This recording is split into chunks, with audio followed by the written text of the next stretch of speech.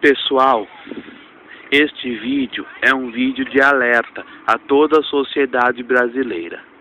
Como todos os cidadãos brasileiros estão cansados de ver, a situação da economia brasileira está de mal a pior. Ou seja, toda vez que a gente liga a TV ou qualquer meio de comunicação, a gente vê más notícias a respeito da economia. O Brasil é a sexta maior economia do mundo, mas a maneira que está sendo conduzida a nossa economia, infelizmente iremos ter um resultado muito desastroso. Por quê? Porque as notícias, os noticiários, meios de comunicação não param de dizer que a economia brasileira, infelizmente, não está parando de piorar. Ou seja, desemprego alto, as coisas cada vez mais caras, a cotação do dólar cada vez mais alta, enfim, os produtos encarecidos. A gente vai no supermercado e, poxa vida, a gente vê o tamanho do absurdo dos preços das coisas. E o salário da gente, uma miséria, uma mixaria, uma mendicância, que o salário que é pago aqui no Brasil é menos do que uma esmola. E, enfim, a maneira que o governo está conduzindo a nossa economia é uma maneira lamentável, é uma maneira preocupante. Mas, infelizmente, eu tenho que dizer que os problemas do Brasil não param só nisso. Ou seja, que a violência urbana é muito acentuada no Brasil. Vamos supor um exemplo. Se eu comprar uma moto para o meu benefício ou um carrinho simples para o meu benefício, eu tenho que pegar e encher ele de alarme, de trava elétrica, de seguro e o escambau A4. Por quê? Porque se eu vacilar, eu vou perder mesmo e eu vou ficar chupando no dedo. E isso por quê? Porque a segurança pública brasileira é ineficaz, é ineficiente, não funciona, não presta. A gente paga impostos tão caros, a gente paga um absurdo tão caro de imposto. E o que nós pagamos de imposto aqui era para ser um dos países mais seguros do mundo. E os problemas ainda não param por aí. A saúde pública, em muitos lugares, também vai de mal a pior. Pacientes que precisam, que dependem do SUS, estão morrendo na fila.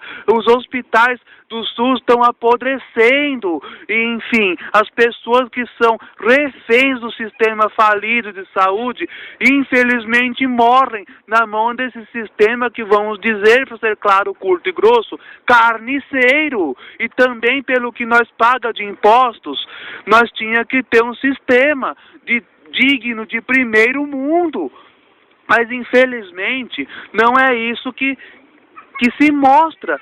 E o transporte público brasileiro, infelizmente, também é outra coisa que vai de mal a pior, que eu tenho que, infelizmente, dizer que não passa de uma bela porcaria no Brasil. Eu bem que queria poder estar falando bem ao invés de mal, mas, infelizmente, eu não sou capaz. Por quê? Porque o povo paga caro uma condução, um ônibus, e é transportado feito lixo.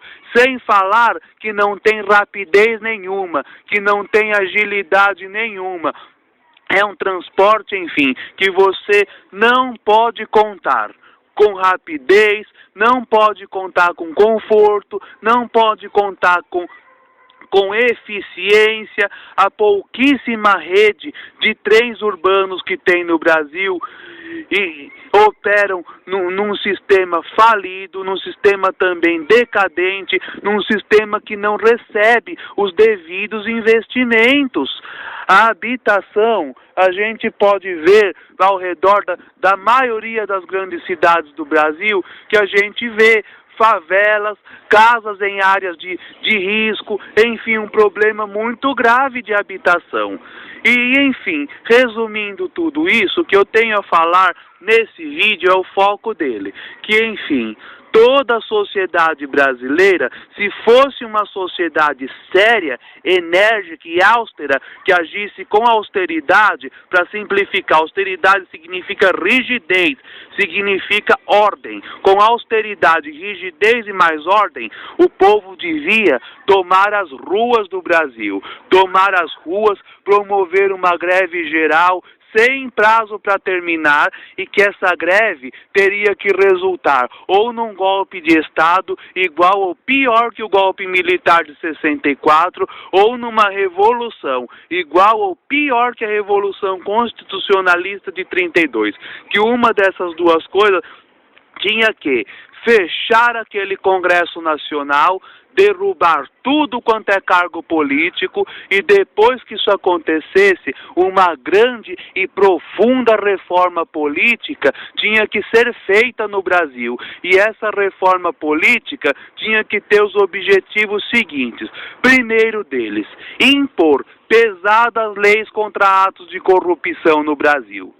Segundo que refazer a Constituição no Brasil, ou seja, fazer uma nova Assembleia Constituinte, refazer uma nova Constituição no Brasil, e que essa Constituição tinha que ter um objetivo grande, que seria garantir que todo cidadão qualquer que for malfeitor ou político corrupto tinha que ir para o fundo da cadeia, mofar na cadeia e, enfim, não ter perdão, porque a corrupção tinha que ser um crime que não fosse tolerado no Brasil. Enfim, a sociedade brasileira não tinha que tolerar a corrupção no Brasil.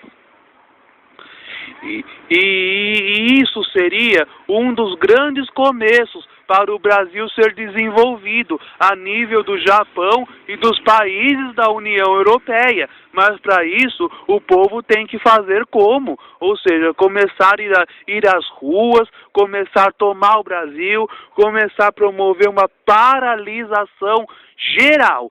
Hoje em dia, temos o Facebook, temos o YouTube, temos diversas redes sociais, temos a internet, muitos meios de disseminar essa ideia e, enfim, refletirmos sobre o futuro de nosso Brasil, porque a política é uma situação séria, é uma questão séria, uma questão que, querendo ou não, é séria, é uma questão que tem que ser bem refletida por qualquer um que seja cidadão brasileiro, porque a política é o que define o nosso bem-estar e o nosso futuro aqui nesse país.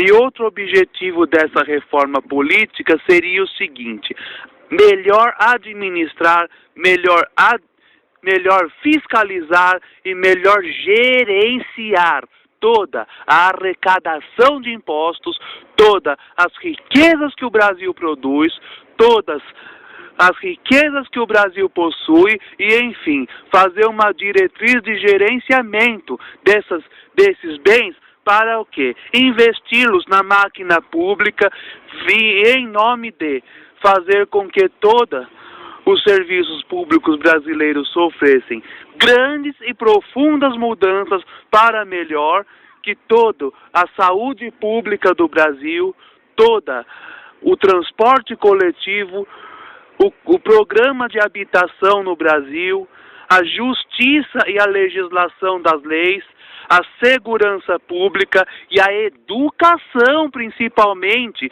tinham que sofrer grandes e profundos investimentos nesse país. E, enfim, todos esses setores que eu acabei de mencionar tinham que passar por grandes, contínuas e profundas mudanças nesse país, porque, sinceramente, o povo está de saco cheio, mas não adianta só ficar reclamando e sentado aí no sofá ou na cama de barriga para cima, tem que ir às ruas.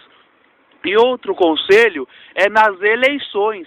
Em dias de eleições, todo mundo tem que refletir. Não, o povo deveria não ir às urnas ao protesto. O povo deveria boicotar as eleições. O povo deveria ou justificar a ausência, ou votar nulo, ou então nem sequer da sua casa sair, porque a multa é só R$3, porque eles iam ver que o povo não é besta, que o povo já está mesmo de saco cheio, e é o que o povo tem que demonstrar que está. As eleições é a melhor e mais potente das armas da força popular nesse país. As eleições é o melhor protesto da sociedade no Brasil. E, no entanto, vai aí o que eu falo. Para o Brasil melhorar, o povo também tem que fazer por merecer. É isso aí. Veja esse vídeo, prestem atenção nisso e enfim, reflitam sobre isso, porque até então política e eleições é uma coisa muito séria no Brasil, é uma coisa que tem que ser conduzida da maneira correta e tem que ser bem refletida por todos os cidadãos brasileiros. É isso aí, e um forte abraço a todos.